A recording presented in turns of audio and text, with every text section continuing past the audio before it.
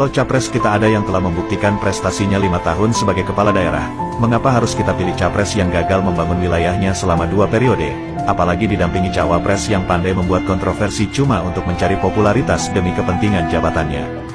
Kalau ada capres yang amanahnya telah dibuktikan dengan merealisasikan program-programnya, mengapa kita pilih capres yang gagal melaksanakan tugas yang diberikan pimpinannya, mengkhianati pendukungnya demi kepentingan kekuasaan? Kalau ada capres yang santun, berakhlak mulia, menunjung tinggi nilai moralitas, dan religius, mengapa kita pilih capres yang diragukan keislamannya, bersikap keras, pernah melanggar HAM berat, apalagi capres yang berterus terang suka nonton film porno, bagaimana bisa jadi panutan calon pemimpin yang berotak mesum? Kalau ada capres yang terbukti berani melawan dan menggusur keserakahan oligarki demi kepentingan rakyatnya, mengapa kita pilih capres-cawapres kaki tangan oligarki yang jelas-jelas akan merugikan bangsa dan negara? Kalau ada capres yang menjadi contoh rumah tangga yang samawa, berhasil memimpin keluarganya, mengapa kita harus pilih capres yang gagal dalam berumah tangga? Apa bisa dijadikan contoh untuk keluarga Indonesia? Kalau ada capres-cawapres yang menerima perbedaan, pluralis, mencintai tokoh agama dan tokoh antar umat beragama, memuliakan para kiai dan habaib, mengapa kita pilih capres dari kelompok rezim yang memusuhi dan memenjarakan ustadz, kiai dan habaib yang berbeda pandangan politiknya? Dan kalau ada capres yang lebih muda, intelektual dan energi, mengapa kita pilih capres yang sudah manula? Bukankah tugas negara semakin berat?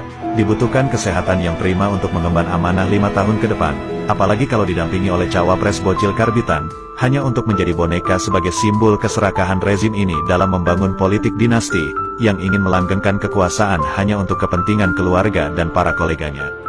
Saatnya 2024 jangan pilih lagi, janji-janjinya palsu, pencitraannya palsu, didukung oleh hasil survei yang juga palsu.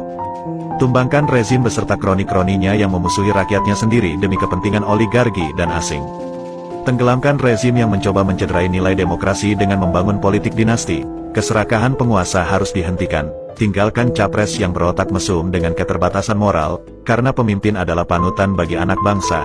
Kita harus cerdas untuk memilih calon pemimpin, lihat rekam jejaknya, karena disitulah refleksi kinerja dalam menjalankan tugasnya untuk memimpin republik ini.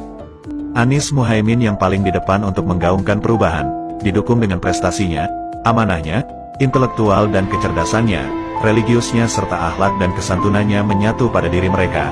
Hal ini sebagai tolak ukur pemimpin masa depan untuk Indonesia yang lebih baik. Salam perubahan. Bersama Amin, Indonesia akan lebih adil, makmur, dan sejahtera.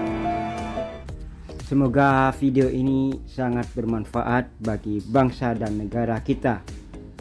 Mari kita cerdaskan umat untuk menuju Indonesia yang adil, maju, makmur, dan sejahtera. Mari kita cerdaskan umat dengan cara berdakwah. Banyak dari teman-teman kita sangat gigih menyebarkan link-link atau video-video kebohongan atau hoak atau fitnah-fitnah yang ditujukan kepada Bapak Anies Baswedan. Mereka sangat gigih, mereka sangat berani. Lalu apakah kita akan berdiam diri dan sangat mengharapkan kemenangan dengan cara kita berdiam diri dan menjadi penonton? Mari kita dakwah, mengubah pola pikir manusia yang tidak tahu menjadi tahu, yang terkena fitnah menjadi tercerahkan. Tanpa berjuang, kita tidak akan menemukan suatu kemenangan. Mari kita berjuang untuk menuju Indonesia yang maju, adil, makmur, dan sejahtera. Semoga bermanfaat. Selamat berjuang. Berjuang untuk mengubah pola pikir manusia yang awalnya tidak tahu menjadi tahu, yang awalnya tersesatkan menjadi tercerahkan. Semoga bermanfaat. Terima kasih.